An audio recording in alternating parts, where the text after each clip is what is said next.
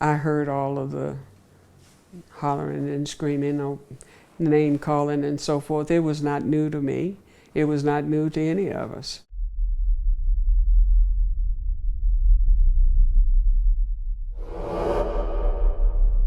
I was born in Little Rock, Arkansas, December 18, 1942. My father was in World War II, so actually I didn't really see him until he returned in 1945, when the war was over. I had two parents that attended college, hardworking people, a lot of fun in the neighborhood. We enjoyed most things that most people enjoyed, going to movies and playing games and going to baseball games and those sort of things.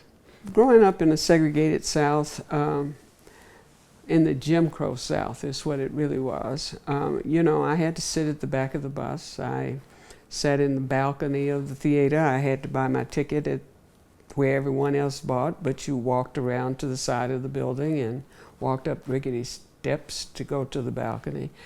I couldn't go to the public library, couldn't use that. Could only go to the zoo on a certain day of the week, as if the animals knew the color of my skin, but that was the way it was in the Jim Crow South. So, and that's how I grew up. I fortunately had parents that told me that I was just as good as the next person. So,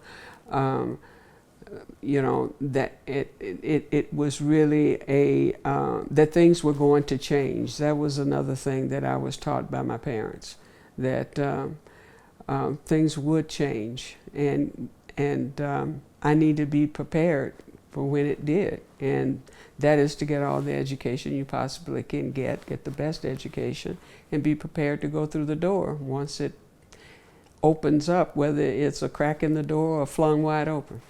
I knew that I was going to a segregated school prior to the Brown versus Board of Education, and I was, and to this day I still remember reading about it in our weekly reader. It was a defining moment in our country that segregated schools were unconstitutional, and that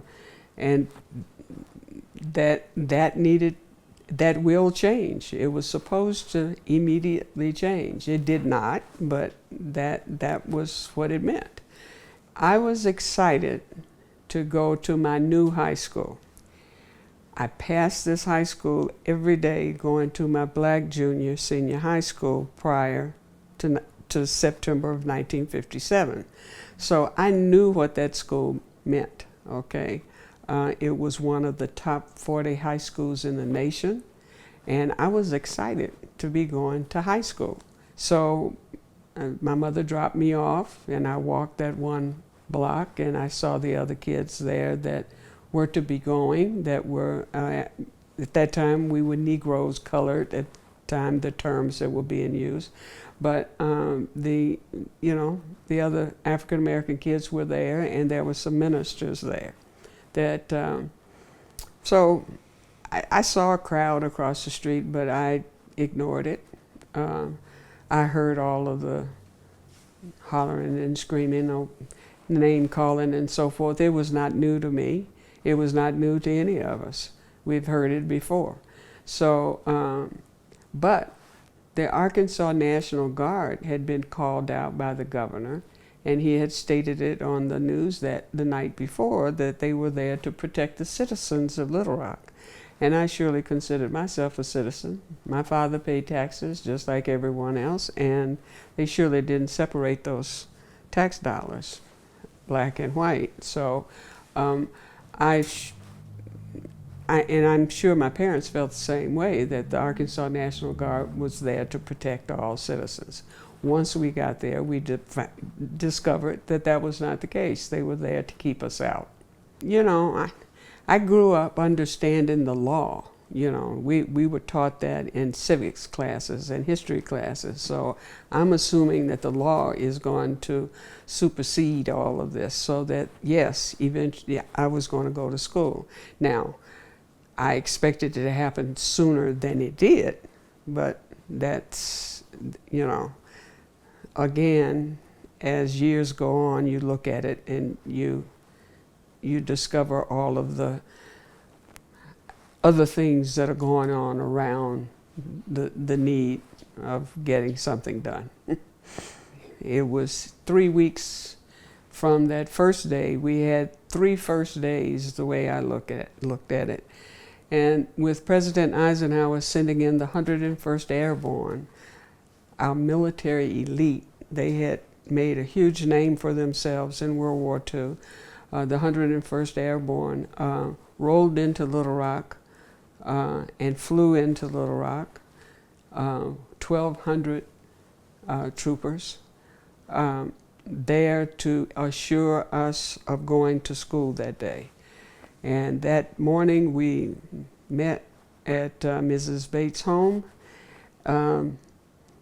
The soldiers accompanied us with a Jeep in the front and Jeep in the back, and we got into the station, the military station wagon, and with fixed bayonets, and went to school. And with their support, and they guarded us, walked us into the school, and they were lined up in all the hallways, bivouacked on our campus. The soldiers were doing their job, and they did an excellent job.